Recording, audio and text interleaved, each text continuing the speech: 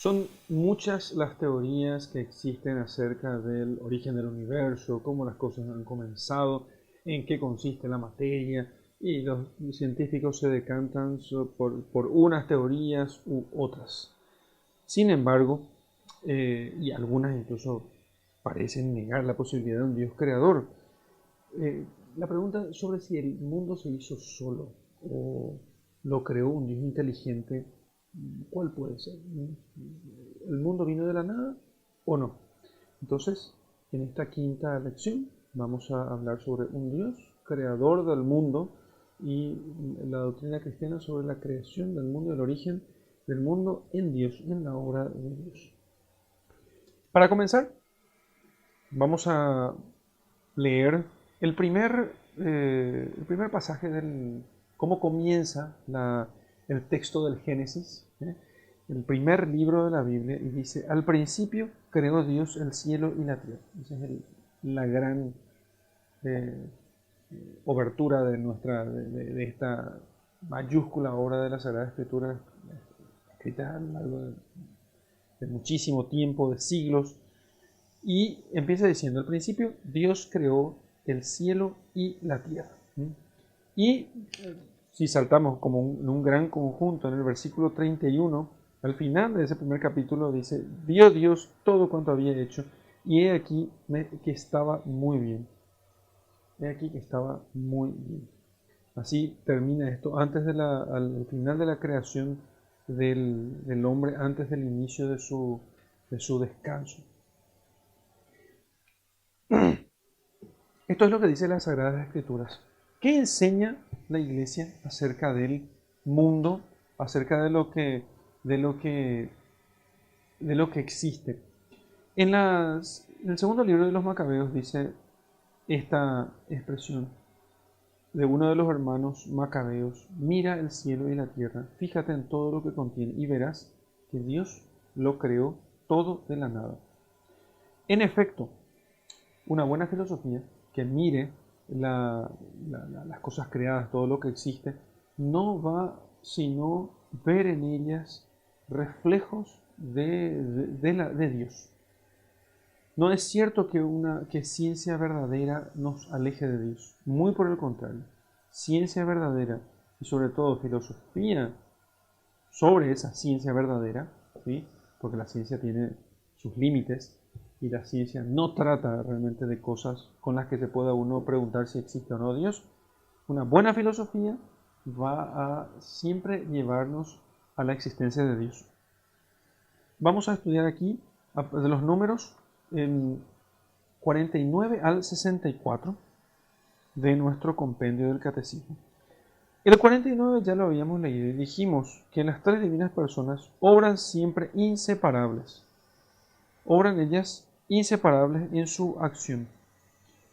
Ahora, nos preguntamos nosotros respecto de la creación: ¿por qué es importante afirmar que en el principio Dios creó el cielo y la tierra, como dice el Génesis 1:1 que leímos nosotros recién? Es importante esta afirmación porque la creación es el fundamento de todos los designios salvíficos de Dios. Dios salva al hombre en la creación, es en la creación donde se produce la caída del hombre, es la creación la que es redimida, es la creación, digamos, el objeto del amor de Dios. Por eso es importante empezar afirmando que Dios es el creador de todas las cosas. Si el mundo fuera eterno, Dios no tendría nada que hacer en la creación. Así que el objeto, el fundamento de todos los designios de salvación de Dios es este mundo creado por Él. Y ahí es donde manifiesta su amor omnipotente y lleno de sabiduría. Es el primer paso hacia la alianza del Dios único con su pueblo. La creación es el comienzo de la historia de la salvación y que culmina, no termina, pero tiene su culmen en Jesucristo. Y es la primera respuesta a las interrogantes fundamentales sobre nuestro origen y nuestro fin. Si nosotros no tenemos origen en Dios, nuestro fin también no es en Dios. Y nuestra vida sería una gran desgracia, porque nuestro fin sería solamente la misma creación. Lo cual sería realmente muy triste, porque la creación no es capaz de satisfacer todos nuestros deseos de eternidad. Así que, ¿quién creó el mundo? Las tres divinas personas. Ellas son el principio único e indivisible, dice el número 52. No solo el Padre, aunque se le atribuye al Padre el haber creado el mundo, sin embargo, es obra única de las tres divinas personas. ¿Y para qué ha sido creado el mundo? El mundo ha sido creado para la gloria de Dios. O sea, como riqueza de Dios. Podríamos usar esta expresión que explica mejor esto de la gloria de Dios. Como riqueza de Dios. Dios queriendo amar, manifestar su amor libremente, no porque lo necesite, porque para amar Él estaban las tres divinas personas, pero Dios queriendo libérrimamente, muy libremente, lo más libre que podríamos pensar, queriendo Él manifestar su amor a las criaturas, entonces las crea para poder amarlas, o sea, para poder buscar el bien de estas criaturas. Y eso es la gloria de Dios, porque eso enriquece a Dios, no ad intra de la vida trinitaria, donde Dios no puede tener más gloria de la que tiene, sino ad extra, hacia las criaturas. Allí aumenta la riqueza y la gloria de Dios. El mundo es para Dios, no para sí mismo, el mundo es para Dios. Así que en el mundo, en la creación, Dios quiso manifestar y comunicar su bondad, su verdad, su belleza. Por eso nosotros podemos encontrar la verdad, bondad y belleza en las criaturas. Y el fin último de toda la creación es que Dios pueda hacer todo en todos, para gloria suya y para nuestra felicidad. Esas dos cosas van juntas. Dios quiso unir a nuestra felicidad su gloria, y a su gloria nuestra felicidad. Entonces, ¿cómo Dios ha creado el universo? Dios ha creado el universo libremente con sabiduría y amor. Amor no es fruto de la necesidad, sino de su libertad. De esto deviene para nosotros que si Dios creó el mundo no puede mantenerse en la existencia sin el auxilio de Dios. Por tanto, Dios tiene que seguir gobernando el mundo y es lo que nosotros llamamos la providencia divina. 55. ¿En qué consiste la providencia divina? Consiste en las disposiciones con las que Dios conduce a sus criaturas a la perfección última a la que Él mismo las ha llamado. O sea que Dios es el autor soberano de su designio. Pero para realizar este designio suyo, se sirve también de la cooperación de las criaturas. Entonces las criaturas actúan, se dice, como causas segundas. Ciertamente ellas pueden causar, pero no como Dios, que es causa primera. Las criaturas obran como causas segundas. Así que les da a Dios la dignidad de obrar a las criaturas por sí mismas y de ser causa unas de otras, pero Él las conduce sin negar su libertad. ¿Cómo se produce esto? Eso es un misterio. Eso es un misterio. Pero nosotros no podemos negar ni el gobierno de Dios sobre las criaturas, porque eso destruiría las criaturas, o sea, las criaturas no podrían existir sin el gobierno de Dios, y quitaría a Dios su omnipotencia y su soberanía sobre las criaturas. Sería como el relojero que construyó el mundo y después se desentendió de él. No podría ser. Entonces tiene que haber providencia y gobierno de Dios sobre el mundo. Pero también tiene que haber libertad.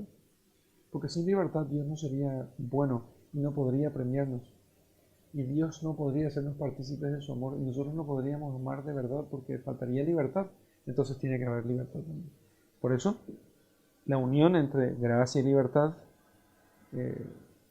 entre la providencia de Dios, el gobierno de Dios y la libertad del hombre, es un misterio. Pero ambas cosas son innegables. Dios, el hombre ciertamente colabora con la providencia de Dios libremente. Colabora mediante sus acciones, sus oraciones, pero también colabora con sus sufrimientos, suscitando en el hombre, Dios suscita en el hombre el querer y el obrar según sus misericordiosos designios. De esto deviene una pregunta, que es la pregunta inicial, digamos así, en todo estudio sobre Dios, que es, si Dios es todopoderoso y providente, si Dios hizo todo y Dios gobierna el mundo, ¿por qué entonces existe el mal? Y ciertamente esta pregunta es tan dolorosa como misteriosa, porque la existencia del mal realmente es un gran misterio y una interrogante de las más terribles. Porque si el mal existe, entonces Dios no existe, porque ¿cómo puede haber un Dios bueno que permita que exista el mal? Así que a esa pregunta sobre la existencia del mal solamente podemos dar una respuesta desde la fe. ¿Y qué es una respuesta desde el conjunto de la fe cristiana? Que Dios no es ni el autor, no es el autor, ni directa ni indirectamente, del mal. Para nada. Dios no es la causa del mal. El mal es siempre una ausencia de Dios, una ausencia del, una ausencia de sumisión o de obediencia del hombre a la voluntad de Dios. Y uno puede preguntarse, pero ¿cómo que es una ausencia o una insumisión o desobediencia del hombre a Dios? ¿Cómo se explica el mal de un niño que nace, por ejemplo, nace con una enfermedad congénita? ¿Qué mal hizo ese niño o qué mal hicieron sus padres? El tema es que no se puede olvidar la unidad de origen y de destino de toda la humanidad. La humanidad tiene su origen en una pareja, vamos a estudiar eso en los siguientes capítulos, y esta pareja ha caído en el pecado. Y en ellos nosotros hemos perdido ciertos dones que podrían evitar esas cosas. Entonces, así que también siempre está el pecado como causa del mal. La muerte entró al mundo por culpa del pecado, dice San Pablo. Lo que nosotros podemos entender de esto es que Dios no podría permitir el mal si de Él no pudiera quitar un bien mayor.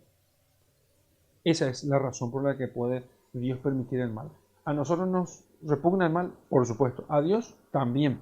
Pero Dios solamente pudo haber permitido el mal porque de Él pudo haber quitado un bien mayor. Ejemplo, la muerte de Jesucristo. Si nosotros hoy tenemos los sacramentos, tenemos la redención, tenemos la salvación eterna, es gracias a la muerte de Jesucristo. ¿Es un mal la muerte de Jesucristo? Por supuesto que es un mal, pero Dios supo quitar de ese mal un bien infinito, y en ese caso infinitamente mayor. Eso es lo que Dios puede realmente hacer con el mal. Por eso Dios permite el mal, porque del mal puede quitar un bien mayor.